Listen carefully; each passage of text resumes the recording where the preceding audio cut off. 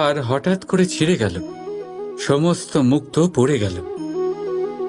রাধা আমাকে বলল যে এই হার তার খুব প্রিয়, এই মুক্তো অমূল্য, তার জন্য বিশেষ।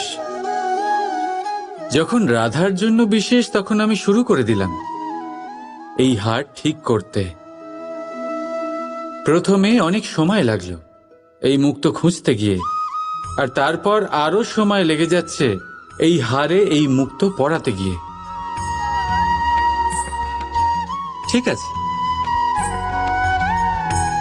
এবারে আপনারা নিশ্চয়ই ভাবছেন এর জায়গায় আমি নতুন কোনো হার কেন নিয়ে এলাম না। কিন্তু না, কোনো নতুন হার আমার রাধার গলায় দেখে আমার এত আনন্দ হবে না যতটা সেই হার দেখে হবে যা রাধার প্রিয়, যা আমার রাধার জন্য অমূল্য। এই রকমই হয় আমাদের বন্ধু, আমাদের অমূল্য বন্ধু।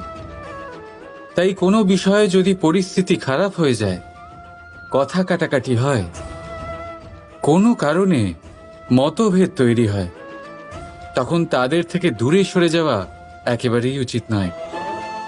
বরং চেষ্টা করুন তাদের আবার প্রেমের বন্ধনে বেঁধে নিতে, নিজের কাছে রাখতে।